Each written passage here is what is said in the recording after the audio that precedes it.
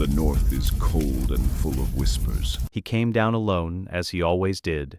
One torch, no guards, no steward trailing behind with a lantern and carefully neutral expression. The crypts were the one place in Winterfell where Ned Stark belonged entirely to himself, and he had never allowed that to change. Above him, the castle was still awake. He could hear it, muffled through 3 feet of granite, through ancient oak doors sealed behind him, through a staircase that descended in a slow spiral into the bedrock beneath the great hall. Servants' voices, hammers, a horse panicking somewhere in the courtyard, a stable boy shouting its name. The whole machine of preparation running at twice its usual speed, for a king who would arrive at dawn and demand things Ned had not yet decided how to give him. Robert Baratheon was coming in the morning. By the time Ned reached the second landing, the sounds were gone. By the fourth, there was only his breathing and the particular silence of underground places, a silence that isn't empty but full, as if the air itself has been holding the same breath for 1,000 years and sees no reason to stop. He knew the lower levels by feel. The torch wasn't necessary for navigation. He carried it because the darkness in the crypts was not ordinary darkness. It pressed. It had weight. The air grew warmer as he descended. It always did, this deep. The hot springs beneath Winterfell ran through the bedrock in veins, invisible and ancient, and their heat came up through the stone in a way that made the deep crypts the warmest rooms in the castle in winter. Ned had always found it strange. The dead kept warm. Tonight he moved through that warmth and didn't find it strange. The dead were the only ones who deserved it. The older statues watched him from their niches as he walked. The upper levels he knew by name: father, grandfather, great-uncle, the long chain of lords stretching back through recorded time. Down here, the names on the pedestals had worn to nothing. Stone features smoothed by centuries into suggestions of faces, not faces themselves, a lord, a warrior, a king. The iron swords across their laps were different from the ones above, darker, heavier in some quality he had always struggled to name, not heavier in weight, but in implication, as if the metal remembered something the hands that shaped it had tried to put into it permanently. He walked to the end of the corridor. To Lyanna, she looked as she always looked. Too young, the sculptor had caught something true in her face. Not beauty, though she had been beautiful, but the expression of someone who died still deciding something. An argument half finished. Her stone hands were closed at her sides, not folded peacefully across her chest. Ned had always noticed that. No one else ever seemed to. He set the torch in the wall bracket and stood before her. He didn't speak for a long time. Robert was coming to offer him the handship. He already knew he would say yes, had known since Lysa's letter arrived, since he understood what Jon Arryn's death meant. Someone had killed the hand of the king. Someone with enough reach and cold nerve to murder the most protected man in Westeros, short of Robert himself. That meant the Lannisters, which meant King's Landing was rotting from its center outward, and Robert couldn't see it. And if Ned didn't go south to show him, Robert would never see it in time. He told her all of this. Not aloud. The words formed in his chest and rose and dispersed in the warm underground air without passing through his lips. I don't want to go south, Lya. He pressed his fingers against the cold edge of her pedestal. But I don't think I have a choice. She gave him nothing. She never did. That was why he kept coming back. He was still standing there when the stone breathed. It arrived in the chest before the ears. A deep, subsonic settling, the kind of sound that isn't heard so much as absorbed. A giant turning over in its sleep somewhere very far below. The torch flame bent sideways. Ned's hand came off the pedestal and went flat against the wall without conscious instruction. The stone under his palm vibrated for 2 full seconds and went still. Dust fell from the ceiling in a thin curtain. Then, from behind the ancient Stark King's tomb at the corridor's end, the one with the name worn completely smooth, the statue's face reduced to 2 eye hollows and the suggestion of a jaw, came a sound, not a collapse, not a cave-in, a deliberate shifting stone on stone in a configuration that had been waiting for how long Ned could not begin to calculate, to move exactly this way. A crack appeared in the wall, 3 feet wide, angled. The seam ran along a line that followed the original masonry of the castle's oldest foundation, as if the wall had always been meant to open here and had simply been waiting for the correct pressure. Blue light came from below, cold, wrong. Like moonlight, but underground, and the moon was nowhere near this stone. Ned stood very still and looked at it. He was afraid. He knew himself well enough to name it clearly, Not the irrational fear of dark places, but the specific fear of things that have no frame. He had watched men die on battlefields, and his own pulse had steadied because battle had a grammar he understood. This had no grammar. A wall had opened. Something below was glowing blue in a warm cave sealed beneath 8,000 years of stark dead. He stood at the threshold for a full minute. Then he picked up his torch and went down, because Starks did not retreat in their own house. The lower passage was narrow. The walls changed, not Winterfell stonework, but natural rock, shaped with tools so old the chisel marks had smoothed to curves. The warmth increased sharply. The torch flame pulled sideways, drawn by airflow from below. The blue glow brightened with each step. He emerged into a cave. The cold hit him first. Not the ordinary cold of the crypts above. Localized, specific, coming off the walls and the racks, and the shapes arranged along them in a way that dropped the temperature sharply in a space where the geothermal warmth should have dominated. The collision of the two, cave heat and weapon cold, produced a mist that hung at knee height, drifting slowly, breathing in and out as if the room itself were alive. The light came from veins of stone in the walls, dragon glass, inlaid in channels that caught the geothermal warmth, and rendered it as something cold and luminescent, not blazing, not dramatic. A blue that had no business being underground, the color of clear ice at depth, of deep water in winter, of the sky at the precise moment between night and dawn. Ned's torch looked orange and wrong beside it, a firefly in a cathedral. He walked slowly between the racks, swords arranged by type, arming swords, then longer blades built for two-handed use, spearheads on stone shelves, arrowheads in carved stone trays, thousands of them, each tipped with something darker than the metal itself. He reached out and touched the nearest sword without lifting it. Cold, not the cold of old metal, the cold of something still working, still doing the thing it was made to do, across whatever gulf of years separated it from the hands that shaped it. He moved to the armor stands, full harnesses, breastplate, pauldrons, gauntlets, greaves, helms, each set slightly different in proportion, as if each had been measured for a specific body and then preserved in expectation of its return. The helms were wolf-faced, not decorative, severe, the wolf features abstracted into something angular and watchful. Runes covered every surface, fine and dense, carved so small and close that the metal looked from a distance like hammered silk. Not ornament, script, a language in stone written by hands that understood what they were sealing inside it. The stone tablets were set into the far wall, old tongue. Ned's father had taught him fragments, not enough to read fluently, but enough to move through it slowly, picking out shapes the way a man moves through fog. He read for a long time, torch burning lower, the blue light steady and patient around him. He found the line in the 7th tablet, forged in winter's heart for winter's true war. He read it 3 times. Not for the lords of Winterfell, not for the wars between houses, the turning of thrones, the ambitions of men with golden hair who sat in marble cities and thought the world belonged to them. For something older, something that had been approaching since before the wall was built, before the Starks had a name, before the first men crossed the arm of Dorne and made this land theirs. A war that had ended 8,000 years ago and had not, the tablets suggested, in patient carved stone, ended it all.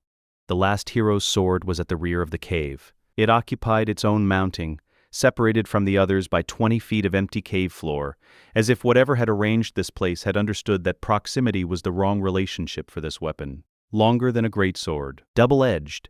Along the fuller, running the blade's full length in an unbroken vein, dragon glass, not embedded in the metal but inlaid in a channel, the glass dark and deep and faintly luminescent on its own terms. The blade held a cold light that did not come from the cave walls, it came from the blade itself. Ned stood before it for a long time before he moved. He reached for the hilt because he needed to know what it was. His fingers closed around the grip, the cave temperature dropped. Not gradually. In a single breath, the mist at his knees went to frost, the torch flame thinned to white, and his fingers moved from cold to something that bypassed pain entirely and arrived at the level of the body that operates before thought. He felt it in his jaw, in the center of his sternum. Not a warning, not a rejection, something more like standing at the edge of a cliff in full dark and understanding the depth of what lies below without being able to see it. He stayed with it, let it say what it needed to say. Then he placed the sword back on its stone mounting. Carefully, he straightened. He stepped back. It was not his. He knew this the way he knew when a battle was already decided, not through calculation but through a certainty that arrived whole and complete. The sword had a destination. He had not been standing before a weapon. He had been standing before a letter addressed to someone else.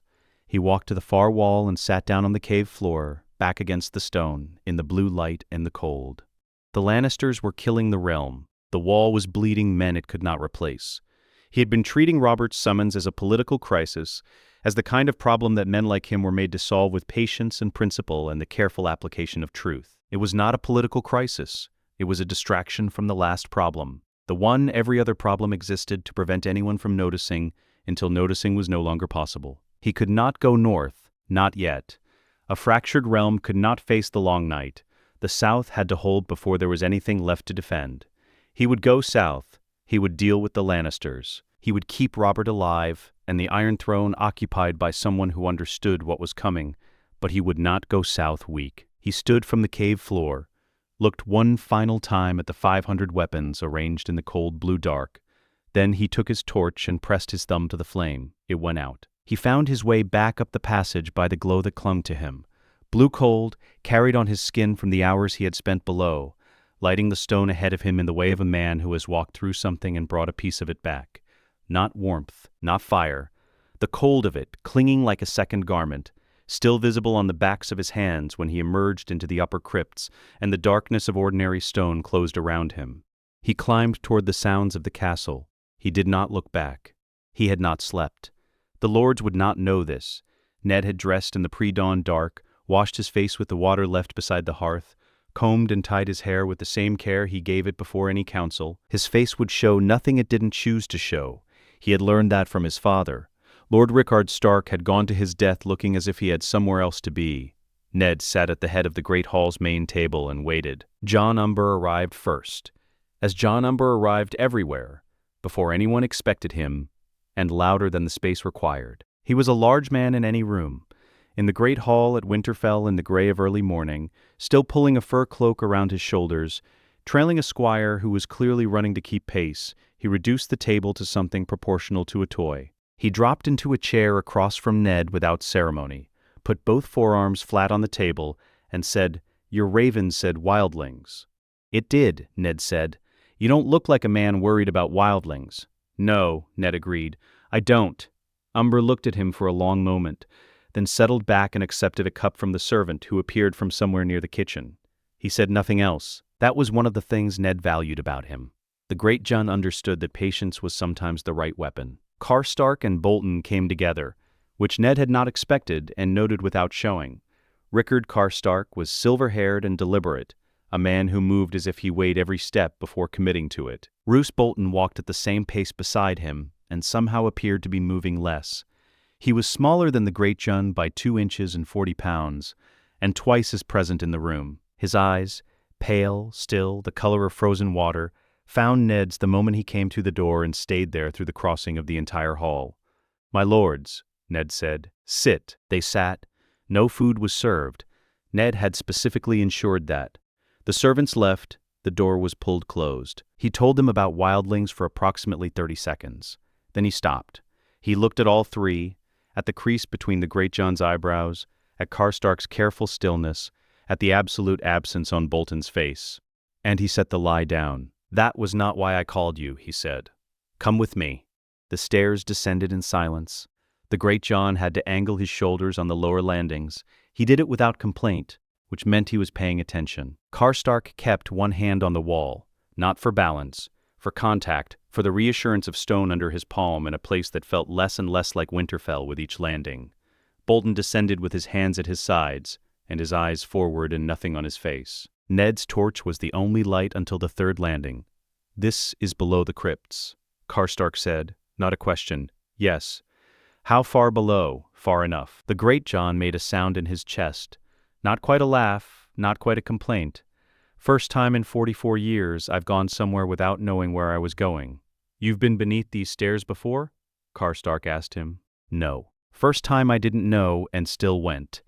Bolton said nothing. He had said nothing since the hall. The blue light reached them before the passage widened, climbing the stair walls in a color that had no business existing this deep in the earth. The great Jon stopped walking. He said quietly, which was the most alarming thing he had done all morning, "What is that?" "Keep walking," Ned said. They walked. The Great John was first through the opening and first to move. He crossed the cave floor in 4 strides and closed his hand around the nearest ice-steel sword before Ned had fully cleared the threshold. He lifted it from the rack, turned it in the blue light, looked at it with the expression of a man who has held swords since he was old enough to lift them and has just found something that contradicts everything he understood about what a sword was.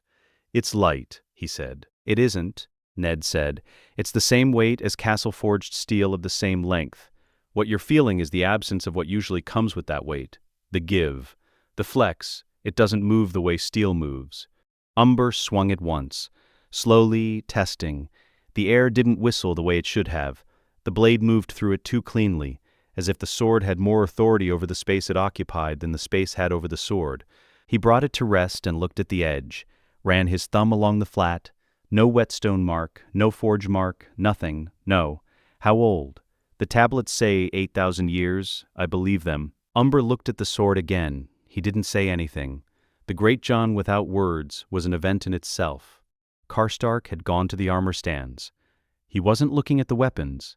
He was looking at the runes. His fingers moved along the surface of a breastplate without lifting it, tracing the carved lines the way a man reads a gravestone in the dark, by feel rather than by sight. "Old tongue," he said. "My grandmother spoke it. I know the shapes." He looked up.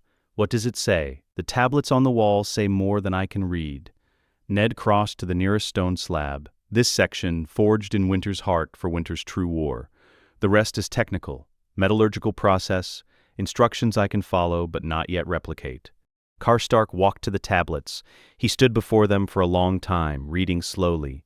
He was near 60, and the blue light did something to the hollows of his face, made him look older in the bone, younger in the eyes. The expression those eyes held was the expression of a man told something he had always suspected, and had spent his whole life hoping would never be confirmed. Bolton had not moved from the center of the cave. He stood where he had stopped walking, equidistant from the weapon racks, from the armor stands, from the passage back up. He was looking at the armory the way a man reads a contract before signing, moving through every clause, assigning weight to each. His eyes moved continuously. His body did not shift by a degree. Ned had brought the sword.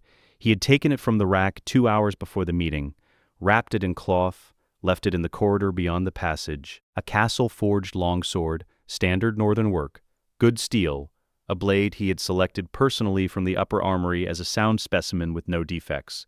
He unwrapped it now and laid it on the flat stone table near the cave's entrance.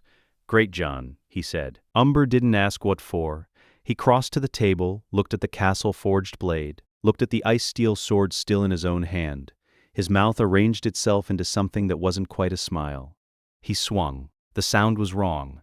Not the ring of steel meeting steel, not the flat clang of a full blow, not the sustained note of struck metal. A thunk. Dense and immediate and final, as if the ice-steel sword had contacted something that refused to participate in what swords were supposed to do to each other. The castle-forged blade did not bend. It cracked. Not at the impact point. The fracture ran from where the blow landed toward the hilt in a single continuous line, a wave of failure moving through the metal's length faster than the eye could follow. The sword came apart in 4 pieces. The largest bounced once on the stone floor and settled. The smallest skittered into the blue dark at the cave wall and was gone. The ice-steel sword showed nothing, no mark, no heat from the impact. The edge was precisely as it had been, cold, clean, indifferent. The Great John looked at the pieces on the floor. He set the ice-steel blade on the table with the slow care of a man placing something he has decided to respect. "All right," he said. His voice was almost quiet. "All right." Karstark pressed his fist against his sternum. The first man's gesture, older than the 7 signs, something his grandmother had taught him and he had never used in public. He said nothing. Bolton looked at the broken blade on the floor, then at the ice-steel sword on the table, then at Ned. His face had not changed, but his eyes moved from the sword to Ned and stayed there, which was the first time since entering the cave that he had looked at a person instead of an object. Ned told them what he knew. The ravens from Castle Black, men dying in numbers, the Watch asking for men no one was sending, wildlings fleeing south, not from the Watch, but from something moving behind them.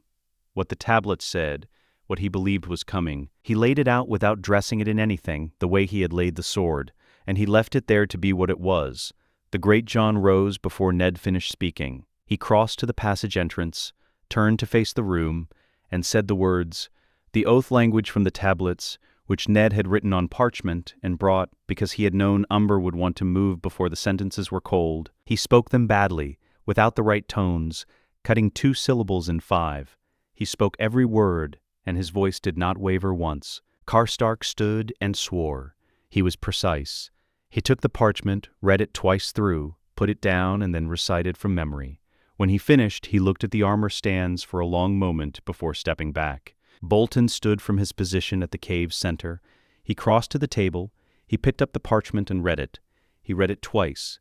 His eyes came up to Ned's. He swore quietly, precisely, every word in its correct place, every sound correct, nothing added and nothing softened. When he finished, he set the parchment back on the stone table and stepped back from it. And the expression on his face in the moment of stepping back was the expression of a man who has signed something and has already moved on to thinking about the page that comes after. The selection took a week. 500 men drawn from across the north. The criteria: combat history first, something harder to measure second, not courage, which most soldiers had in some form, but the specific quality of psychological steadiness under conditions that had no resolution, the ability to act when the answer would never come. Every candidate was handed a fragment of ice steel and watched. Those who reached for it with hunger were thanked and sent home. Those who lifted it the way they would lift a child handed to them unexpectedly, with the instinctive understanding that the thing in their hands now depended on them, stayed. Old Nan sat with Ned on the second evening in the great hall's upper gallery, watching the line of men below. She didn't ask questions. She had never needed to. The first men knew, she said, not loudly. She hadn't spoken loudly in 20 years. A weapon that wants to be held is already lost. Ned looked at her. How long have you known about the armory? She smiled at him with her remaining teeth, which were 2, long enough. The ceremony of fitting was without ceremony. Each man descended the stairs and found the armor whose proportions were close enough to his to function. Ned had expected resistance, to the cold, to the weight of what the metal carried. He got neither. The men lifted the armor in the blue light and put it on, and the runes warmed against each wearer's skin for a moment, briefly, a heartbeat's worth of warmth, and then cooled to what they were. He watched it happen 500 times. It felt, each time, like a door closing that had been open for 8,000 years. He stood in the Winterfell courtyard in the pre-dawn dark on the morning Robert Baratheon's column was expected. 500 men in rune plate, arranged in 2 lines flanking the yard. The sky above was deep gray, not yet light. No torches. The armor's cold glow was enough to see by the way snow-covered ground holds light on moonless nights. The men were still. The armor made no sound against itself. Their breath rose in the frozen air, thin and even, 500 separate columns drifting upward and disappearing. The wind moved through the courtyard and moved around them, and there was nothing. No jangle, no creak of metal under load, no clatter of plate finding its settling position. They stood the way a forest stands. Ned walked the line slowly. He looked at each face he could see. Most visors were raised. Rangers, hunters, men who understood patience the way Southerners understood gold. As the thing that made everything else possible, he reached the end of the line and turned. In the faint cold blue of the armor's glow, not one of them cast a reflection in the ice-slicked cobblestones beneath their feet. Ned stood with that for a moment. Then the watch called from the gatehouse, a rider coming fast up the King's Road, advanced scout of the royal column, and he turned to meet his king. The column came through the gates, and Robert Baratheon stopped his horse. He had been to Winterfell before. Twice, once as a boy when political visits were the kind of obligation no one explained to children, but everyone expected them to survive, and once as a young man with Brandon Stark still living, when the North had a warmth to it that had subsequently been buried with everyone he'd loved. He knew what Winterfell looked like at reception. He knew what a northern lord looked like standing in his own courtyard, waiting for his king. He did not know what the things in the courtyard were. They flanked both sides of the yard in 2 lines, 50 on each side, more beyond where the colonnade ended his sight line. The armor was the wrong color, not silver, not black, not the rust brown of iron long in use, blue-gray, the shade of deep ice, of frozen lake water at midwinter. If either of those things could be hammered into plates and worn by men. They were men, he could see that much, see the breath rising from visored helms and thin even columns, but they were still. Too still for men who had been standing in a cold courtyard for hours. No shifting weight, no hands adjusting grips on spear hafts, no whispered words down the line. They stood the way something old stands, as if fatigue was not a concept that applied to them. The wolf-face helms looked back at him from both sides. His destrier tried to walk sideways. He brought it straight with his knees. Behind him he heard Sir Barristan's horse chuff, heard Joffrey's voice begin a sentence and be cut off by someone. He kept his face neutral and rode forward. Ned was at the courtyard's center. Standard northern reception. Catelyn beside him, the children arranged in order, everything correct and deliberate, in the way the North was always correct and deliberate. But Ned's eyes had something in them Robert hadn't seen since the war. Not pride, not satisfaction, something older. Robert stopped his horse 3 feet from his oldest friend and looked at the armor to his left, then his right. "What in the 7 hells," he said. "Is that armor?" Ned looked up at him. His expression gave nothing away that it didn't choose to give. "Come down," he said. "I'll show you." The feast could wait. Robert had the attendant courtesies handled in 20 minutes, rooms assigned, servants deployed, the forms satisfied with minimum ceremony. He told Sir Barristan he was going to speak with Lord Stark privately. Barristan's face had learned decades ago not to register objections. His eyes registered this one clearly. Robert left him there and went to find Ned. They went down alone. No torch this time. Ned carried a single oil lamp, and Robert noticed within the first 2 landings that the lamp was doing nothing. The glow came from below, blue. Cold, wrong in a way his body registered before his mind found words for it. The air warmed as they descended. He had not expected that. He had expected the specific cold of burial places, the chill of granite that remembers the dead longer than the living do. What he found instead was warmth rising up through the stone, and then the cold arriving in a localized, deliberate way when the passage widened and he stepped through. He stopped walking. He looked at the armory for a long time without speaking. The mist at knee height, thin and even, breathing in and out with the cave air, the blue veins in the stone walls, the racks, weapons arranged by type, 500 suits on stone mountings, every plate covered in fine dense script that looked at distance like hammered silk. He looked at the wolf-face helms, each severe and abstracted, each different by the small adjustments a craftsman makes when fitting a specific man. He looked at the dragon glass arrowheads in their carved trays, the tablets in the far wall dense with a language he couldn't read. He understood without reading a letter of it that the knowledge inside was not knowledge he would ever fully hold. "How old?" he said. 8,000 years, Ned said, give or take. Robert crossed the floor and lifted the nearest arming sword. He had held weapons his entire life, and this one did not feel like steel. It felt like something that had decided what it was going to be, and had not reconsidered it in 8,000 years. He tested the edge, put his thumb against the flat, cold significantly radiating the way stone radiates warmth except in reverse, drawing heat from the air around it. "I saw what the armor did this morning," he said. "You saw the men wearing it. You'll see the weapons at the tourney." Robert set the arming sword back on its rack and looked at the far end of the cave. He didn't know why he walked toward it. He hadn't decided to. His feet moved and his hand was already reaching by the time his mind registered what it was reaching toward. The sword on the separate mounting, set apart from everything else by 20 feet of empty cave floor, as if whatever arranged this place had understood that proximity was the wrong relationship for this particular weapon. His fingers closed around the hilt. It arrived in his chest. Not cold, not the cold shock the arming sword had carried in its metal. Something else, a weight, moving through his hand and his arm and settling in his sternum with the specificity of a stone dropped into still water. A weight of consequence, of what it meant to hold something that mattered. He had built the rebellion with his body, buried friends in it, won the throne on the back of it, and found on the morning after that the throne was a chair. He had been holding a chair for 17 years. This was not a chair. He stood with it for 2 breaths.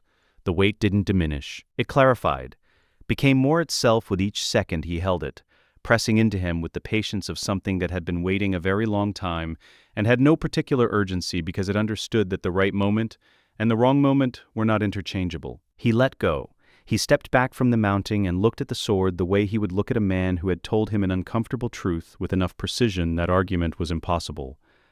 "That's not mine," he said. He didn't explain how he knew.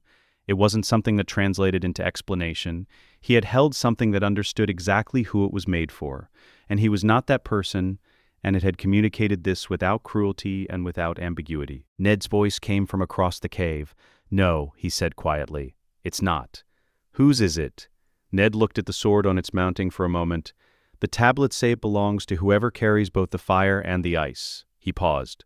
"I don't fully understand that yet, but you have a thought." "I have a thought?" Ned said. "Yes." The negotiation was not adversarial. That was what no one south of the Neck would understand. That two men who trusted each other could conduct an arrangement of political weight without requiring it to feel like a battle. Robert sat on a stone mounting rack. Ned stood near the tablets. They spoke plainly, the way they had spoken since they were boys in the Eyrie, with nothing yet at stake, and all of it still to come. Ned would take the handship. The Rune Guard came south with him. No Lannister examined the weapons or the armory. Winterfell and everything beneath it remained under Robb's stewardship while Ned was away. Robert agreed to each condition with the brevity of a man who had listened rather than simply waited for his turn to speak. Then Ned produced the letter, Lysa's hand. Pages folded and refolded until the creases had gone soft at the edges. Robert read it once. He read it again. His face went through something while he read. Not surprise, but a deeper, slower movement. The kind of shift that happens when something long half-suspected is finally stated directly and cannot be recalled. He set the letter down on the stone beside him. "John," he said. One word. A full stop at the end of it. "Yes. The Lannisters. That's what Lysa believes. I believe it too." Robert's jaw moved once. His hand went flat on his knee, a gesture Robert made when he was keeping his hands out of something, physically preventing them from acting while his mind made the decision about whether acting was the right answer. "My wife," he said. "My children." "Joffrey," Ned began. "I know what Joffrey is." His voice was flat, level, the voice he used on battlefields when the emotion had been burned away and only the assessment remained. "I have always known it. I chose not to know it, which is a different thing." He picked up the letter again and looked at it without reading. "The Starks call it honor. My father called it the courage to say the ugly thing aloud." He set it down. Same thing. The cave breathed around them. "The realm has to hold," Ned said. "Before what's coming, Robert, the real thing coming, there has to be a realm to defend. The long night doesn't wait for a succession crisis, one war at a time." Robert stood. He was still a large man, still the physical fact of himself, even softened by the years and the feasting, and in the armory's cold blue light he stood with a gravity the throne room in King's Landing had never fully extracted from him. "The Lannisters first, then the Wall. Yes, and you'll serve as my hand for both." "I will," he extended his hand. Ned took it. The feast happened. The speeches were made. Cersei was beautiful and deliberate, and watched Ned through every course with the specific quality of attention she gave to things she intended to eventually destroy. Robert had watched her watch Ned and had felt, for the first time in 17 years, something approaching clarity. He walked the courtyard alone that night. The Rune Guards stood at their positions through the yard and along the covered walk. They didn't acknowledge him, they acknowledged nothing that didn't require it, and they didn't stop him. He moved through their cold the way he moved through the gods would on a morning when he remembered what it meant to be something before he was king. The cold said what it was, and required nothing back. He stopped near the gatehouse. One of the guards stood with his visor raised far enough to show the eyes beneath. Northern eyes.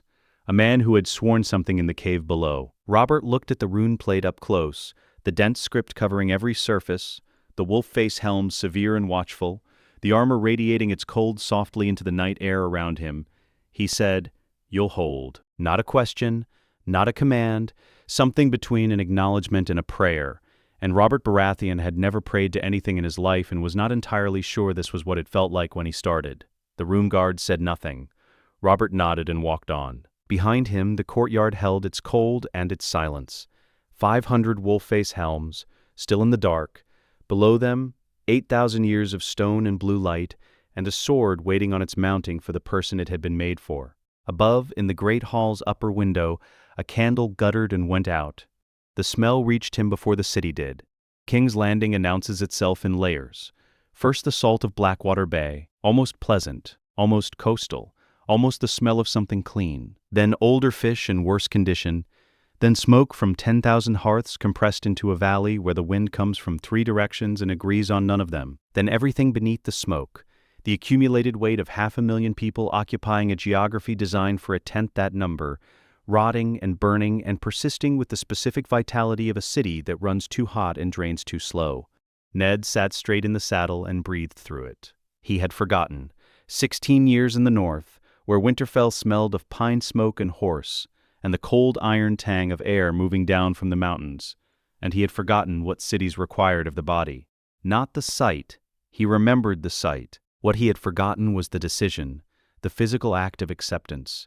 You agreed to what the air was, or you spent every hour fighting it. He turned in the saddle once. The rune guards marched in formation at the column's front and rear, 50 leading, 50 closing, 400 in the body of the procession. Morning light hit their plate at an angle that made the runes visible from distance. Fine, dense lines, covering every surface, the wolf-face helms forward and level. In the armory's blue light, the armor had read as cold. Out here, under a summer sky in the Crownlands, it read differently. It read as old. Not old the way worn-out things are old the way standing stones are old in the way the weirwoods were, alive but ancient, and not something that had ever been young in any sense a person could meaningfully imagine. The gate guards saw the column coming from a quarter-mile out. By the time the procession reached the gate, neither man had moved to his inspection position. They stood against the gatehouse wall, one on each side, and watched the rune guards pass through without speaking. Ned rode between them. One met his eye. The man had the look of someone whose categories had just failed him, who had reached for the shape a thing was supposed to fit into, and found the shape was inadequate. Ned faced forward and rode into the city. The crowd went quiet before the column was close enough to see clearly. Not a commanded silence, no order given, no authority demanding it. A natural silence, the kind that falls in a forest when something large moves through it. Street vendors stopped calling their prices. Children stopped moving. A cart horse on a side street made a sound and then didn't make it again. The column moved through the city's noise the way cold water moves through a warm room, not overcoming it through force, but displacing it by being fundamentally different in kind. He heard their boots on the cobblestones. Nothing else. 500 armored men, and the only sound they made was boots. Petyr Baelish watched from the second story of a counting house he did not technically own. He had arranged the vantage 3 days prior, a window seat in a room rented under a name he kept for exactly this purpose. A clear sightline to the procession route, a cup of arbor gold he had no intention of drinking. His notebook open on the sill, his 3 observers positioned in the crowd below, a seamstress at street level, a sailor near the first corner, a boy of 12 with excellent eyes and a practical relationship to coin. The column appeared at the far end of the street. The crowd noise diminished before the armor was visible. That was the first thing he wrote down, not the color of the plate or the wolf-face helms or the unusual silence of 500 armored men. The crowd's instinctive retreat into quiet, executed without a word from anyone, 3 seconds before the column was close enough to see properly. An audience quiets for 2 reasons, fear and awe, and the distinction mattered enormously.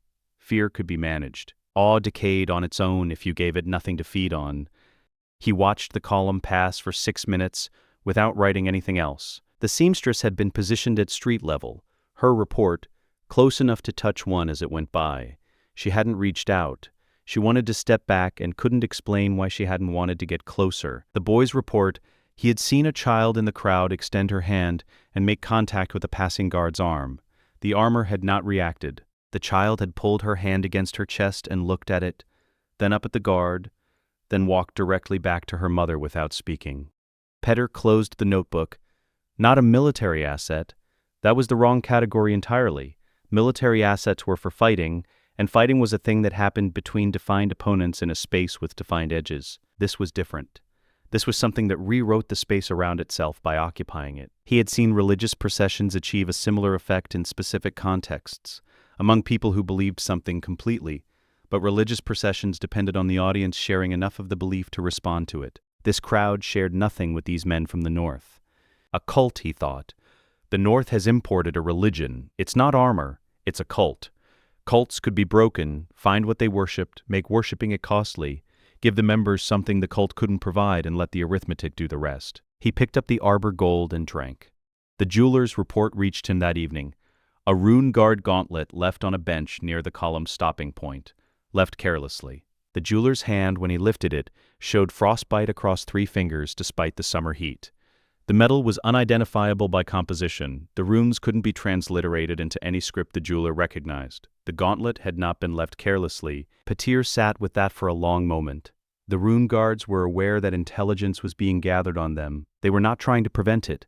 They were measuring it, studying the people who studied them with the patience of something that had been patient for a very long time and found no reason to stop.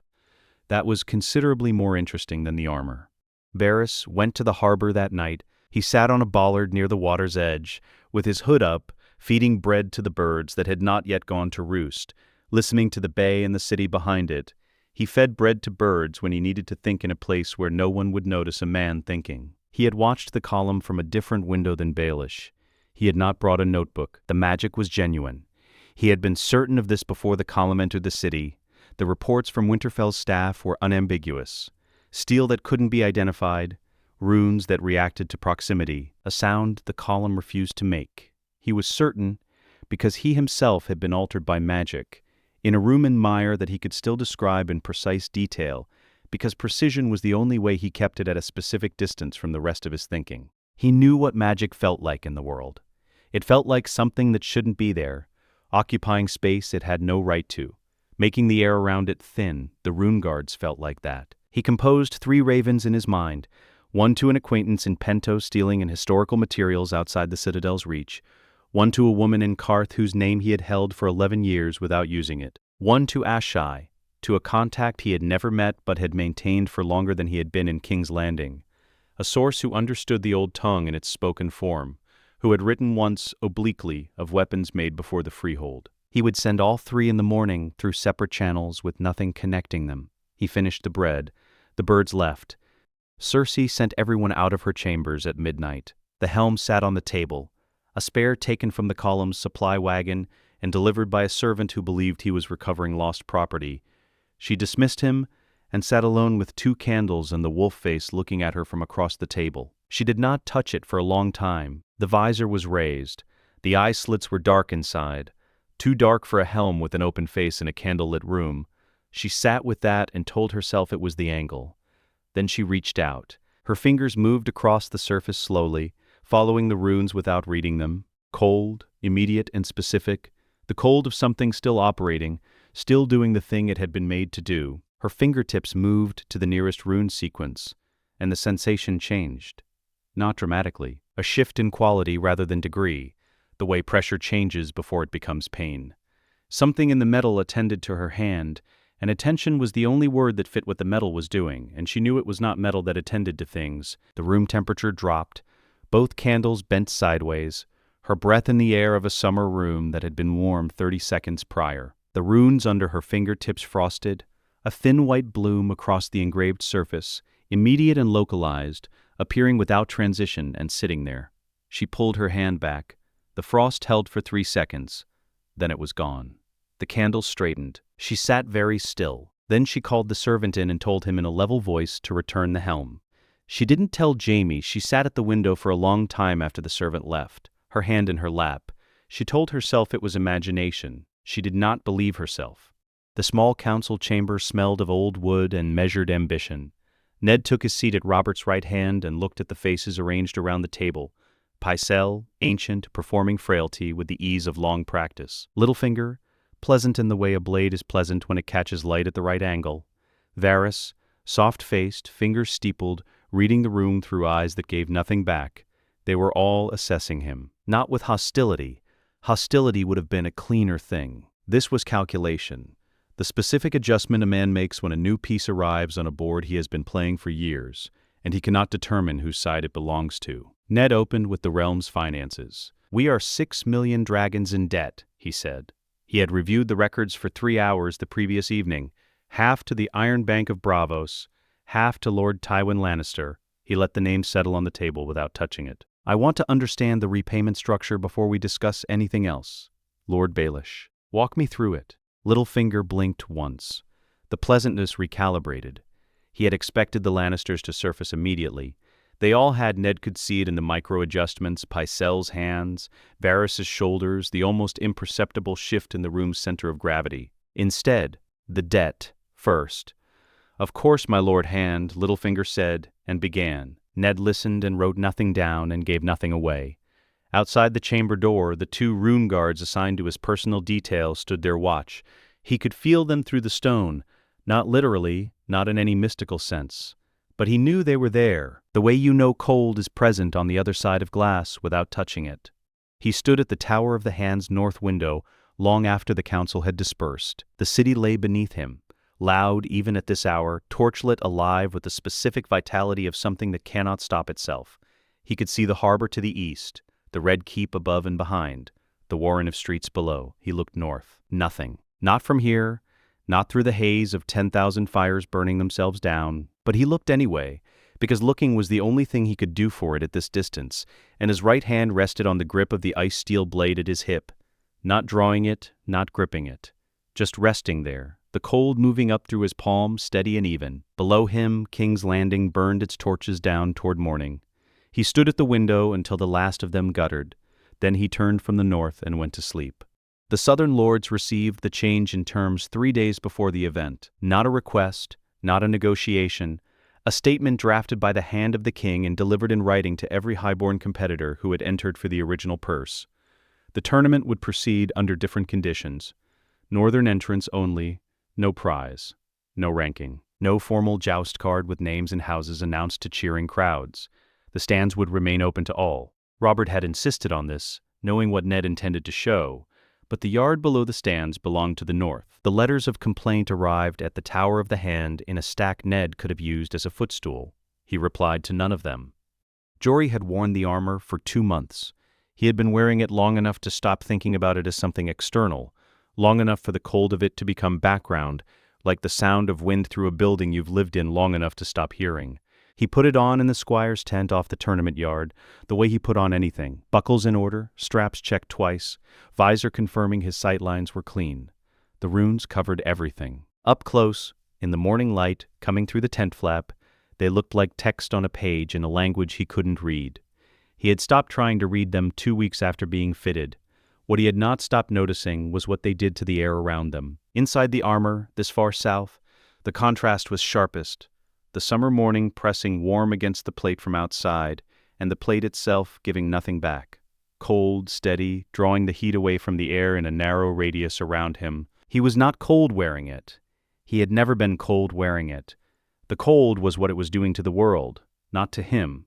He picked up the ice-steel blade from the weapon table and placed it in the scabbard at his hip.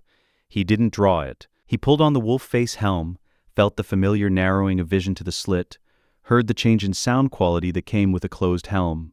The world going slightly distant, slightly deliberate, as if the armor was deciding on his behalf what was worth hearing. His destrier waited outside the tent. The horse had adjusted to him. 2 months of this, and the horse had adjusted. He mounted and rode to the yard. Jaime Lannister had been watching the northern horses come to the mounting area, and had made his assessment before the joust was formally announced. Stocky, short-legged for destriers, built for endurance over ground, not burst speed on a flat list, the kind of horse that could cross the neck in winter and still be moving when Southron horses had stopped. He respected the horses. They were the right animals for what the North required of them.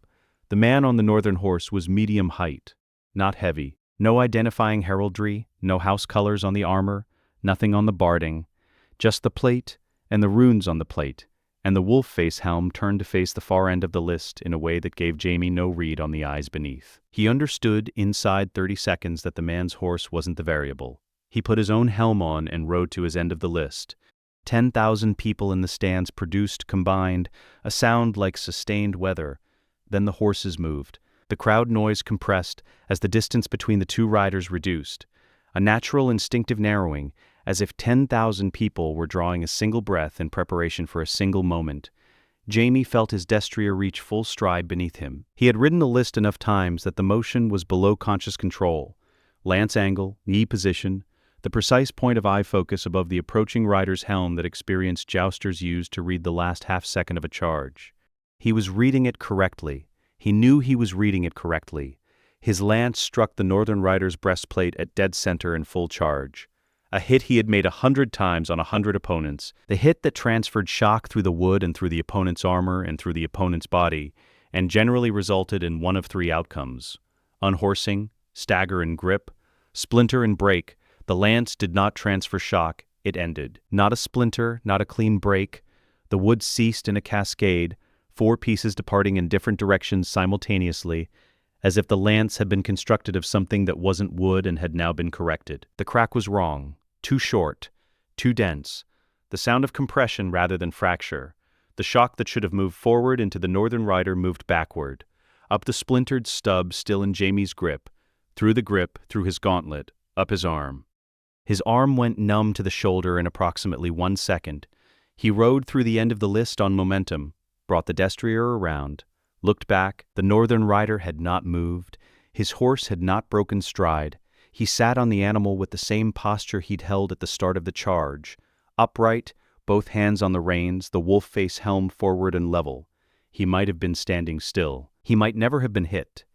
Jaime looked at the stub of the lance in his hand, at the pieces on the ground, at the 3-foot section of wood that had gone sideways into the barrier fence and lodged there, quivering.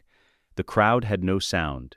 10,000 people, none. Then, from somewhere in the elevated rear of the viewing stands, a woman. Not a cheer. An exhale, the sound a person makes when they have been holding their breath since before they knew they were holding it, and the moment has passed, and the body decides for itself that it is done waiting. That was all. The northerner dismounted in the center of the yard and drew his sword. Jaime dismounted. He drew his own blade and felt the difference in his arm. The numbness was receding, but the arm was not fully reliable, not for the next several minutes. He registered this and made the adjustment. He had fought with worse. The small folk in the lower stands had found their voices. The Kingslayer. Kingslayer. The name came in waves the way it always did, and Jaime heard it the way he always did. Present, registered, assigned its correct weight, which was less than anyone who used it imagined. He crossed the yard toward the northerner and focused. The first exchange was exploratory. Jaime moved at 3/4 pace, testing the guard's reactions, reading his footwork, identifying whether the man was trained in the southern style or something older. Neither, it turned out, not neither. The man had a style, but it wasn't derived from anything Jaime could name. He moved with the patience of someone who had decided how the fight would end and was willing to wait for the world to agree. Jaime's blade came in at the guard's right shoulder, a feint toward the neck that committed to the shoulder, angled to find the plate junction. Standard technique. His blade contacted the pauldron. It notched. Not a scratch, a notch, a visible compression at the point of contact. The metal of Jaime's blade displaced into itself. He felt it in his wrist. The cold transferred through steel into his fingers. Not painful, specific. A cold that said, the rules here are different. He adjusted his grip. The second strike was harder. Full commit, he put his shoulder behind it and drove the blade toward the notched pauldron from the same angle. Harder because, if the first strike had been a fluke, he needed to know it, and if it wasn't, he needed to know that too. The notch became a crack, a thin line running from the notch toward the blade's fuller. Jaime held the feeling in his hand for a fraction of a second. The cold, the wrongness of metal failing on impact with something that should have deformed before his blade did. And then the northerner moved, not fast, not a counterattack in the way Jaime understood counterattacks. A step, forward and angled inside Jaime's guard, closing the distance before Jaime could reset his shoulder for a third strike. The northerner's ice-steel blade came across at wrist height, flat-side contact, not edge. A controlling blow, precise, measured. It moved Jaime's guard arm laterally and held it there for a full second while the wolf-face helm looked at him from 14 inches away. Not a killing blow. The blade could have taken his hand at the wrist. Everyone watching knew it. The man with the blade knew it. Jaime knew it. The northerner stepped back, reset. Let Jaime's arm return to position. A statement. Not a flourish. The man had not played to the crowd, had not held the moment for effect. He had simply established the information and then resumed the fight as if the information had always been there and he saw no reason to dramatize its arrival. Jaime pressed. For 4 minutes he pressed. With everything he had, every combination, every angle the list champion in the 7 kingdoms had developed through a lifetime of this, every adjustment drawn from every opponent who had ever given him real difficulty. He was the best there was. He knew this without arrogance the way a mathematician knows a proof. It was accurate, verifiable, useful. It didn't transfer. The armor made it not transfer. Not by deflecting every blow, by absorbing shock differently, by making every moment of contact feel like striking something that had already decided the outcome. He found angles that existed. He found junctions in the plate where conventional steel would have given. He found nothing behind them. The Northerner found angles too. Found them quietly without announcement, occupying the spaces Jaime's technique inevitably created, the way water occupies the gaps left by stone. There was no anger in his movement, no performance. He fought the way Jaime imagined fighting would look if you removed from it everything that wasn't necessary. The end came without drama. Jaime moved into a combination he had finished with 100 times. His foot slipped, not much, a half-inch of turf compressed by prior footwork, and his weight transferred marginally wrong, and the Northerner had been waiting for exactly this adjustment. The ice-steel blade came up under Jaime's guard and rested at his throat. Held there, 2 seconds, the cold of it against the skin above his gorget, then withdrawn. The Northerner stepped back, brought the blade vertical in front of his visor, the old firstman salute, not the southern courtly bow with one arm swept wide. Simple, vertical blade, brief incline of the head. Then he walked off the field. He did not look at the crowd. He did not look at Jaime. He had finished something that needed finishing, and he walked away from it as if it were complete, which it was. Jaime found Cersei in the viewing box and stood beside her and looked at the yard below. "Those weapons aren't armor," he said. She turned to look at him. His voice was the same it always was, measured with the flatness he used when something had his full attention. "They're arguments," he said. Varys was in his chambers by the time the matches concluded. He sat at the small writing desk and composed a letter to Illyrio Mopatis, in Pentos in a cipher that had not been broken in 11 years. He did not describe the tournament at length. He wrote, "The North has redrawn the board. Whatever happens here, Essos should know it." He sealed it, gave it to a boy he trusted with his life in the way he trusted very few people with anything, and poured himself a cup of water and sat in the quiet.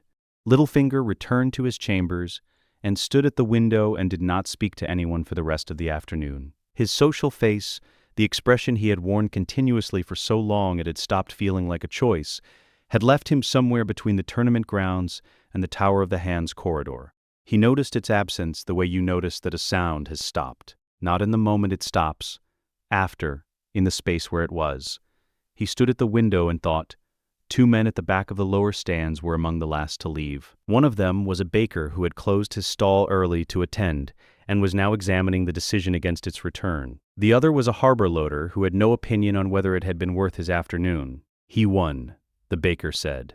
The harbor loader looked at the empty yard below, at the turf marked by hoofprints and boot impressions, and the divots left by a lance disassembling itself. At the 3-foot section of wood still lodged in the barrier fence, still there, unretrieved, as if no one had been willing to go near it. "No," he said. He thought about how to finish that. He showed what winning means. They left separately. Below, the tournament yard held the afternoon light and the boot marks of 500 years of Southern chivalry, and one set of prints moving through the center of it that looked, in the low angle of a summer evening, as if they had come from somewhere colder and intended to return there when the business here was done. Pycelle wrote the Raven himself. This was not how it was done. Grand Maesters dictated. They reviewed. They sealed and dispatched through the proper chain of hands that existed specifically so that nothing bearing their name arrived anywhere without passing through 2 sets of eyes trained to catch errors of consequence. He had maintained this protocol without exception for 31 years. He dismissed the assistant at the door, locked it, sat alone at the small writing table he kept for correspondence he did not want recorded, and wrote. His hand was steadier than it had any right to be. The conclave must convene. The northern weapons are not relics. He coded the rest in the highest Maester cipher, reserved for communications the Citadel classified as existential, a category that had not been invoked in living memory because living memory was shorter than people assumed, and the things the category was made for had not arrived in a generation. He sealed the letter with plain wax. No ring. Nothing that connected it to the Grand Maester's office if it was intercepted in transit. He gave it to a courier he had used for 20 years, a man who understood that the first law of his employment was that he had never been employed. He sat alone after the courier left. His hands were not trembling. He found this surprising. He was 68 years old, and he had spent those years in the careful management of information. What reached the powerful, what was kept from them, what was buried so thoroughly that even the knowledge of its burial was buried. He had been a good steward of what the Citadel needed him to steward. He had just watched a northerner walk off a tournament field with a blade that had notched Valyrian steel. He sat alone in his locked room and breathed. The letter reached the Citadel in 6 days. Archmaester Marwyn, read it twice in the time it took most men to read it once, dropped it on the table in the restricted archive, where he spent 3 mornings a week with texts the conclave considered unsuitable for general access, and went directly to find the seneschal. He was not a patient man under ordinary circumstances. He was constitutionally incapable of patience when the circumstances were these. The conclave convened in private session the following morning. Marwyn stood before 11 of his peers, in a room that had hosted this precise configuration of power for 400 years, and said what needed saying in the direct way that had made him exactly one friend in 11 years at the Citadel. This is first men work, the real work, not the romanticized ruins they let scholars visit in the north. Someone opened the armory. We have no record of an armory, the seneschal said. We have records of everything, Marwyn said. We chose which records were accessible and which were managed. These are not the same as having no record. He looked at the faces arranged around the table, ancient men, careful men, men who had given their lives to the proposition that knowledge properly managed was the most stable form of power.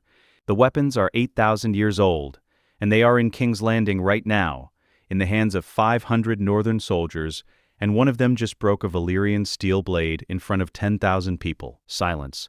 The archive was so quiet the candle flames were the loudest thing in the room. The conclave's concern, the seneschal said carefully, is the question of verification. Send someone south, Marwyn said.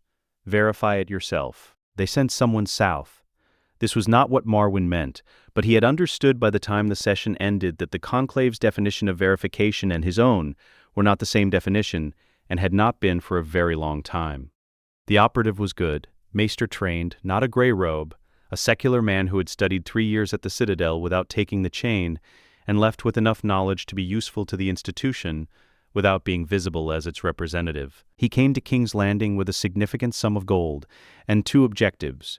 The preferred objective, acquire a rune guard blade for Citadel analysis. The secondary objective, establish publicly, through a commissioned metallurgical assessment by a reputable King's Landing guild, that the blades were high-grade castle-forged steel with unusual alloy properties. Impressive, but conventional. Not magic, not anything the conclave needed to respond to. He made it as far as the corridor outside the Tower of the Hand's secondary armory before the rune guard on watch moved. The guard had been still for 4 hours.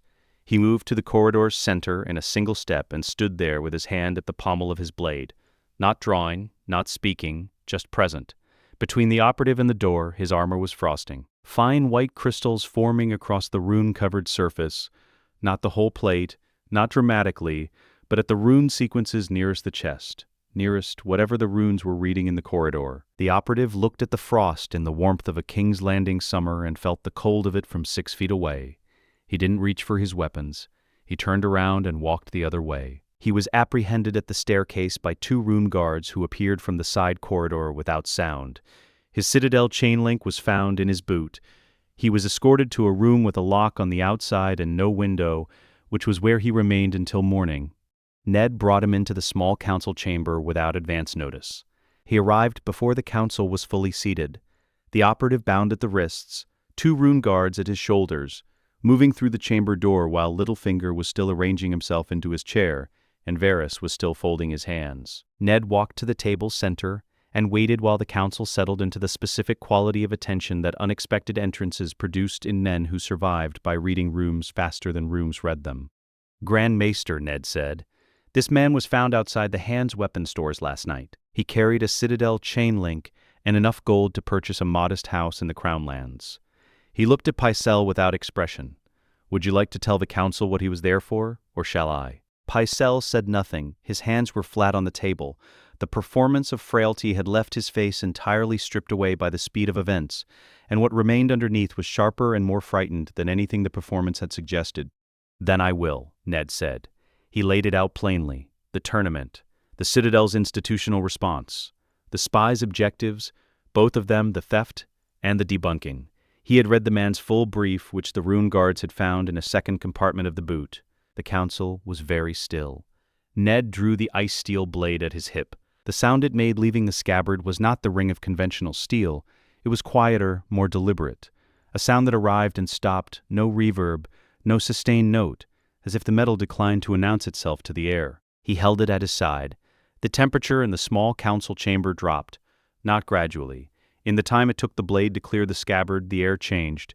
Summer heat replaced by something that had no season, no climate. The cold of stone at depth, of places underneath places. Varys's breath appeared. A thin column, visible in a sealed room in high summer in King's Landing. The windows filmed at their edges. Not ice. Condensation chilling faster than the glass could compensate. Littlefinger's hands, flat on the table, were very still. Ned executed the spy himself, as Ned Stark had always done his own killing. The blade fell. In the moment of contact, the cold intensified, not radiating outward but concentrating the way heat concentrates in iron left in a forge. Except in reverse, the metal drinking what the air still held and giving nothing back. The candles in their sconces bent sideways without wind. Pycelle's breath was visible, and then his exhale, and then his next breath, each one a small white event in a room that had been warm 60 seconds prior. The frost that formed on the blade's surface was gone before it could be studied. The temperature returned, slowly, taking longer than it should have, as if the cold had opinions about leaving. Ned cleaned the blade and returned it to the scabbard. He looked at Pycelle. Grand Maester. His voice had not changed. Not anger, not theater. The voice of a man who had thought about what needed saying long enough to know which words were the right ones. The Maesters have been at war with the old gods since before Aegon's conquest. They call it scholarship, progress, the consolidation of knowledge in the hands of those qualified to manage it. He moved his thumb across the scabbard's edge. The North calls it what it is, fear. Pycelle said nothing. His mouth was slightly open. The face beneath the performance was the face of a very old man who had just watched something he had spent his life helping to suppress, demonstrate, in a council chamber in front of 5 witnesses, that it was real. Ned looked at him for a moment longer. What he felt was not satisfaction, something closer to grief, for what the Maester's management had cost, across centuries, for the knowledge they had buried with such efficient institutional care. The weapons stay, he said. He took his seat. He found Marwyn's letter that evening. Varys had left it on the desk in the Tower of the Hand, without explanation, intercepted in transit, handed over with the silent implication that Varys had read it and judged its delivery to Ned more valuable than whatever the Citadel had paid to send it. Marwyn's hand was urgent and dense. He wrote about the restricted archive, about texts describing Ice Steel's properties and fragments, scattered across 3 separate collections, separated deliberately, none complete alone. About a maester 300 years prior who had spent his life attempting to reconstruct the armory's location, and had died with the work unfinished, and his notes reclassified. About the Conclave's decision, taken 4 centuries ago, to treat all First Men weapon artifacts as historical curiosities rather than operational objects. A policy that, Marwyn wrote with a directness that came from a man who had spent 11 years being the only person in a room who believed what he believed, had prevented the realm from understanding what was coming for a very long time. He did not ask for the weapons to be surrendered. He asked to study them. Ned read the letter twice, folded it, set it on the desk. He picked up the glass candle. He had carried it south wrapped in the same weirwood cloth that had covered the last hero's sword in the armory. It was 8 inches tall, dragon glass entirely through, heavier than its size suggested. Cold, not the cold of the armor, a different quality. The cold of something waiting to be used. He struck a flame to it. The wick caught. The fire that rose was blue-white, wrong in a summer room in a candlelit tower. It gave light and no heat. He held his hand an inch above the flame and felt nothing. No warmth, no burn, only the cold of the candle intensifying through his palm as if the flame were drawing something out of the air rather than adding to it. He sat with it for 2 hours. He directed it north the way he had learned from the tablets, not with words, with attention, with the specific quality of wanting to see a specific place. The weirwood network responded the way it always had, slowly at first, like eyes adjusting to darkness, then with increasing clarity, the wall, white in the moonlight, immense, the fist of the first men, cold and still. Then, at the edge of what the candle could reach, at the furthest distance the network could transmit through the trees grown scarce beyond the wall, a movement, not a thing he could describe in the shape of a word, not an army, not a storm, a movement of darkness through darkness, patient, directional, moving south at a pace a man on horseback couldn't outrun, and didn't appear to be hurrying. He extinguished the candle. He sat in the dark of the Tower of the Hand for a long moment. Then he rose, straightened his coat, and went to find Robert. The note was folded once. He found it on the floor inside his chamber door when he returned from the small council's late session. A square of parchment, no seal, no ribbon, pushed through the door's lower gap and left there on the stone.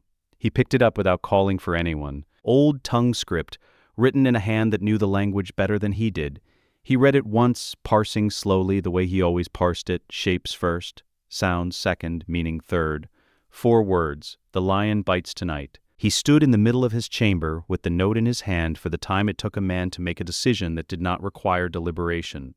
Only the acknowledgement that deliberation was finished. Then he folded the note into his coat, went to the window, and looked at the street below. The hour was late. King's Landing's torches burning down. The city compressing itself toward whatever it became in the small hours. Not sleeping, never sleeping, but turning inward, pulling the noise of itself closer. He knew who had left it. Only one man in this city was fluent enough in the old tongue to write it without errors. Only one man's intelligence network was fine enough to know the street, the hour, and the target. Only one man would have decided that Ned Stark alive was more useful to the realm's stability than whatever Cersei Lannister was planning to achieve. Tonight, he went to the door and spoke the Rune Guard captain's name. The captain's name was Harwin, not the same Harwin who served the household guards. A different man, a ranger from the last hearth who had spent 9 years patrolling beyond the wall, before the night in Winterfell's courtyard, when he had lifted a fragment of ice steel and stood still for a long time and then set it down carefully and said yes. He came to Ned's door in 30 seconds, fully armored as if he had been expecting the summons. Ned showed him the note. Harwin read it. "How many?" he said. "Enough to take the street." Ned thought about Littlefinger's face at the council table that afternoon. The pleasantness that had recalibrated when Ned opened with the debt rather than the Lannisters. The specific adjustment of a man managing a plan whose timeline had been moved forward. City watch. 200 perhaps. He'll use the narrow approach from the harbor side. The street narrows there, and a large force needs a narrow space against a smaller force. It limits what the smaller force can do laterally. What are your orders? Ned looked at him. No one dies. Harwin looked back. His face was not the face of a man who disagreed. It was the face of a man receiving information and placing it correctly in relation to every other piece of information he held. The watch will fight. I know. They'll fight hard. They'll fight frightened, which is harder. I know, Ned said. Hold them, strip them, bind them. If a man cannot be restrained without killing him, restrain him anyway. He picked up his own blade from the table and buckled it. We have 50. That's enough. Harwin moved to the corridor. The gold cloaks were waiting in the street precisely where Ned had expected them. 200 men compressed into a lane barely wide enough for 3 abreast, torches at both ends, the kind of tactical arrangement that worked extremely well against conventional forces moving in standard formation. Littlefinger had been thorough. The lane's northern exit was blocked by a wagon wheel-locked across the gap, and the southern exit had 12 crossbowmen on the roof above it. He counted them in the first 2 seconds, assigning each its weight and its solution. The solutions were not complicated. The Rune Guards moved into the lane from a side entrance the City Watch had failed to cover, because the side entrance was a drainage passage that appeared from the street to be a solid wall. Harwin had mapped it 6 days ago. The first gold cloak to swing a blade did it hard. A veteran's swing, not a warning, a commitment, aimed at the Rune Guard captain's neck. The blade made contact with the gorget and skidded. Not deflected, skidded laterally, as if the surface had no purchase to offer, as if the blade had contacted something that was not interested in being a target. The veteran staggered with the rebound. His sword arm went cold. He gripped harder. The cold intensified. What happened next was not a battle in any form the gold cloaks had been trained for. They were not cowards, this needed saying, needed understanding. These were professional soldiers who fought anyway, who adjusted and pressed, and kept swinging when the first adjustment failed, and the second adjustment failed, and the third adjustment produced the specific sensation of striking something that was generating cold the way a fire generates heat, radiating outward from the point of contact into every hand that held a weapon near it. Swords notched and stuck, an axe connected with a Rune Guard's breastplate and lodged, held there by the cold compression of the strike. And the gold cloak who held it could not pull it free and could not hold on, and he stood in the middle of the lane with both hands on a weapon that wouldn't move in either direction, and the wolf-face helm looking at him from 8 inches away. The gold cloak let go of the axe. He stepped back. He kept stepping back. It was not defeat in the way defeat announced itself. It was the body deciding, beneath the level of decision, that the thing in front of it was not something to move toward. Ned moved through the middle of it, with his ice steel blade drawn but not swung. He was the coldest thing in the lane. The blue-gray plate he wore, the blade he carried, and the 15 years of command that had taught him the difference between a battlefield and a demonstration. This was a demonstration. It needed to look like what it was. 40 minutes. Every gold cloak stripped of weapons, bound at the wrists with rope the rune guards had carried in, seated in 2 rows against the lane's eastern wall in a configuration that would not damage them, but would inconvenience them significantly for the next several hours. 12 required medical attention from their own injuries, men who had fallen wrong, men whose weapons had recoiled into them. None required it from the rune guards. Ned cleaned his blade. He had not used it. He looked at the 2 rows of men against the wall. City watch, doing what a lord with enough gold and enough need had told them to do. He felt no anger at them specifically. He felt a particular exhaustion that was not tiredness, the kind that came from watching a system repeat itself.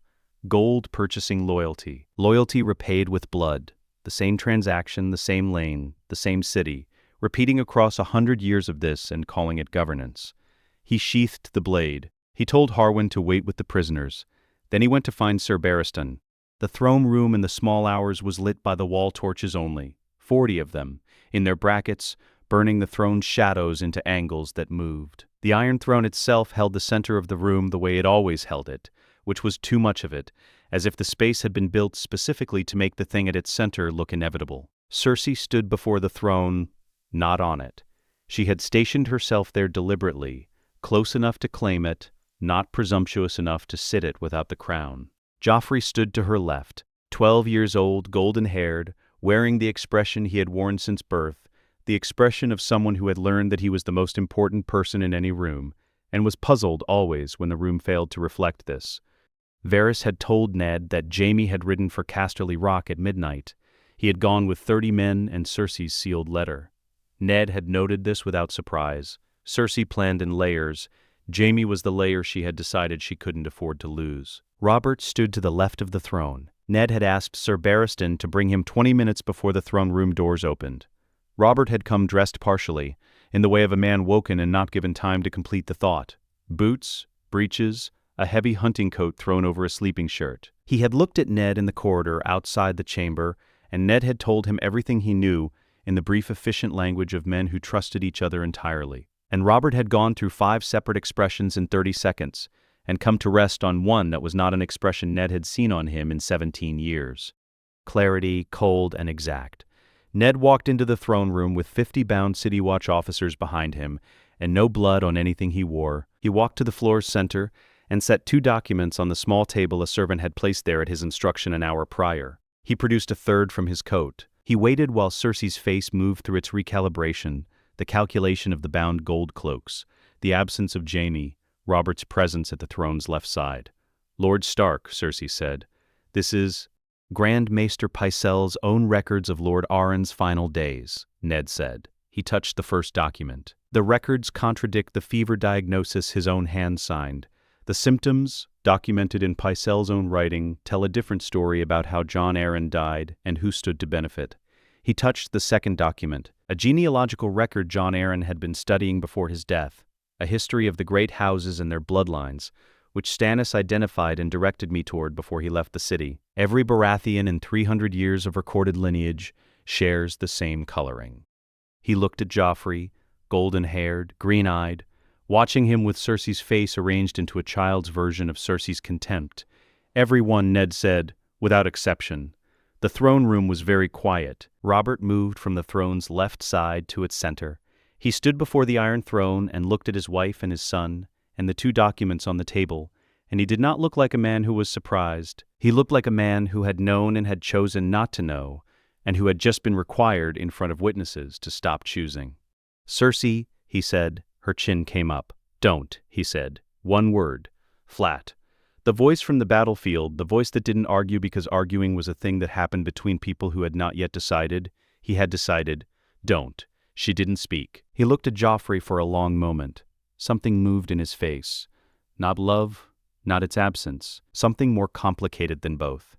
The recognition of a thing he had participated in creating and could not uncreate.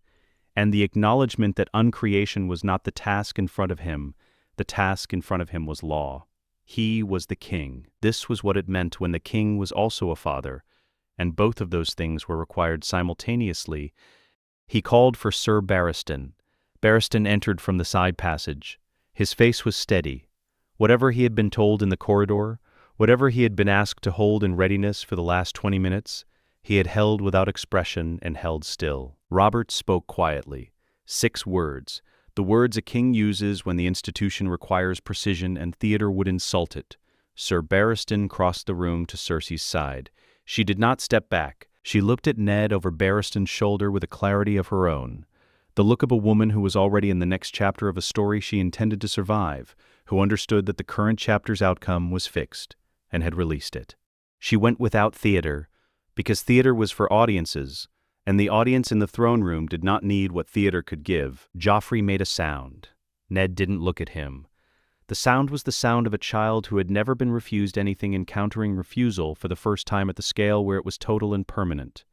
And he let the sound be what it was, and did not help it. Ned looked at the table, at the documents, at the bound gold cloaks still standing in their rows near the door, watching the throne room of the 7 kingdoms demonstrate in real time the thing that was supposed to happen when evidence was presented and power was required to answer it. The rune guards were in the corridor. Ned had not mentioned them, had not positioned them visibly, had not needed to. The weapons were there. The argument had already been made at a tournament in full daylight in front of 10,000 witnesses.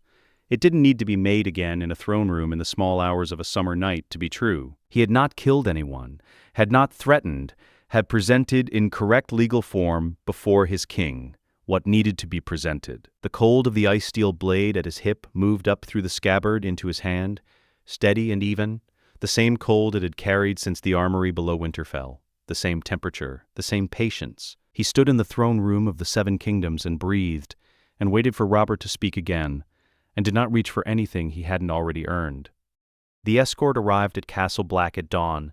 10 room guards, moving in the night silence the armor made, appearing at the gate in the pre-dawn dark without announcement.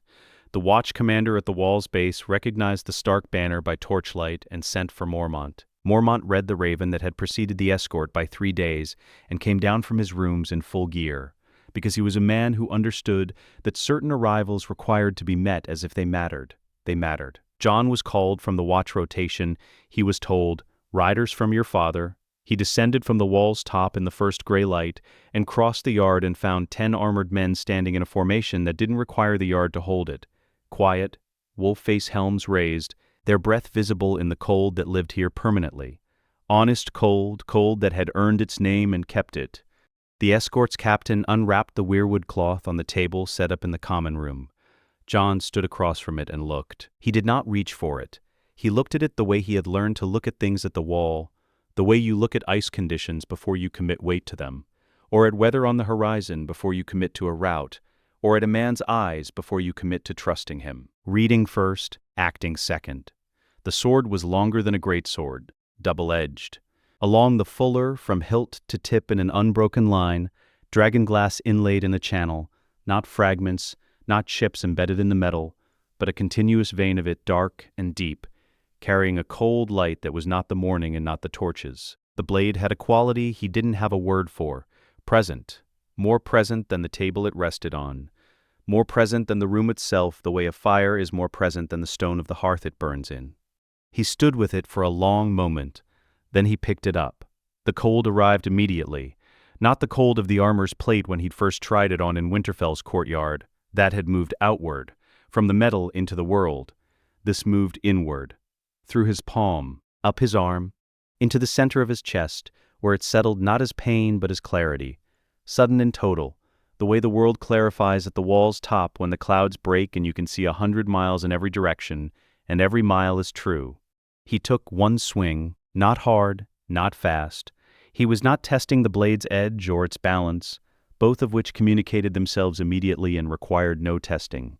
He swung it the way you put your full weight on ice for the first time, to know whether it holds. The blade moved through the cold Castle Black air without sound, and at the apex of the swing the ice on the common room's narrow window frosted deeper on its outer face, a sudden bloom of white across the cold glass, while on the inner face Where the room's warmth had settled, water ran in thin lines downward, cold on one side, heat on the other, separated by a single pane of winter glass. Jon held the sword at rest and looked at the frosted outer face and the running inner face, and understood something he couldn't have translated into words without losing most of it in the translation. He was what the sword had been calibrated for, not because something had arranged this as theater, because of what he was, because of what he carried from both sides, the ice and the fire of it, the north that had raised him and the blood that ran in him that was neither Stark nor anything the names he had been given could fully hold. He understood it the way you understand your own face when you've been away long enough to see it clearly. "Tell my father," he said to the escort captain, "that it arrived where it was supposed to." The banners came in sequence over the following weeks. The north arrived first, already equipped, already converted, moving with the grim efficiency of men who had spent a year preparing for exactly this. The Rune Guards distributed themselves through the northern formations, 1 per 100 men, taking position at each company's center and standing there with the patience of something that had always known where it was going. The Vale came 4 days later, Jon Royce at the head, silver-haired and straight-backed, riding to the wall's base and looking up at it for a long moment before dismounting. He found the Rune Guard captain assigned to his flank and shook the man's hand, and that was the entire ceremony. The Reach arrived loud, 20,000 men with supply wagons and banners, and the noise of a force that had never been asked to be quiet. Lady Olenna came in a wheelhouse and stood at the wall's base and said, to no one in particular, entirely too large, structurally excessive. Whoever built this had something to prove. She was assigned a Rune Guard escort. She told him his armor was dramatic, but she approved of the runes. He said nothing. She seemed satisfied. Oberyn Martell arrived the same morning as the Dornish column. He was on the ground within 20 minutes and had found the nearest Rune Guard and was circling him in the specific way of a man who fights because he finds it clarifying. The Rune Guard stood still and waited. Oberyn stopped. He pressed 2 fingers against the plate over the man's sternum. Feeling the cold, the rune script under his fingertips, he stepped back. "Respect," he said, in old tongue, imperfect accent, deliberate. The Rune Guard inclined his head by a degree. Tywin's force came last, in Lannister crimson. 30,000 men, Valyrian steel at the front, arriving in silence because Tywin had apparently decided on the march that silence was the correct register for this particular destination. He found Ned in the commander's tent and sat across from him, and they discussed logistics for 2 hours without speaking about anything else. And when they were done, he returned to his camp and began preparing his men for conditions they had never trained for and intended to survive anyway, because House Lannister's position was always survival. 200,000 men, no alliance in Westerosi history had assembled this force for this purpose. They were still enemies. The Tyrells and the Lannisters required 3 Rune Guards between their camp boundaries for the first week. Oberyn and the Westerlands column did not interact at all, by mutual and apparently tacit understanding. None of it mattered in the way it would have mattered a year ago. The Winter Horns were positioned at the 3 nearest gates, the weirwood arms pale and still in the wall's shadow. Dragon glass arrowheads distributed to every quiver. The Rune Guards spread through the full force like cold water through stone. 200,000 men, different gods and different grievances, the same dark in front of them. Jon walked the wall's top at dusk and looked north. Ghost moved beside him, red eyes forward, white coat catching the last of the light. The darkness to the north was closer than it had been. Not in distance, in quality. The air had changed the way air changes before weather arrives. Not pressure exactly, something the chest registers rather than the lungs. He set his hand on the sword's hilt. The cold steadied through his palm and he breathed it in and let it be what it was. He turned from the north and went below. In Winterfell, Ned sat in the God's Wood alone. The castle sounds were distant here. The heart tree's carved face looked at him from the pool's edge, ancient and still, the red sap dried to the color of old rust on white bark. He had sat before this tree every morning of his adult life in this castle. He had never asked it for anything. Tonight he held the glass candle in his hands without lighting it. He sat with it cold in his lap, and looked at the heart tree, and let the quiet do what the quiet of God's woods had done since before the first men had a name. He thought about Jon, 16 years old on the wall, carrying a sword that had waited 8,000 years for him. A boy who had grown up with a name that was not fully his, in a house that was fully his in every way that mattered, and who had gone north and stood his post and written, "Come north," with his hand steady and his chest not, and who had not asked to be what he was or for the thing it would require of him. He was Ned's son in every way that mattered. He was also something Ned hadn't made. He spoke aloud, one sentence, to the oldest face in Winterfell, in the oldest quiet in the north. Keep him safe. He didn't say which him. He meant Jon. He might have meant all of them. The heart tree said nothing. The pool was still. The red sap caught the moonlight and held it without color. He sat for a long time. Then he rose and went inside. The army moved north at dawn. Ned stood at Winterfell's gate and watched the column pass. He would follow, but he stood at the gate first and watched, because some things required a witness before they required a participant. The rune guards at the front, blue-gray in the early light, wolf-face helms forward and level, moving in the sound of one thing, not silence, but the sound of wind through trees old enough to have stopped paying attention to wind. Behind them the northern columns, then the Vale, then the Reach, then the Dornish, then the crimson of the Westerlands at the rear.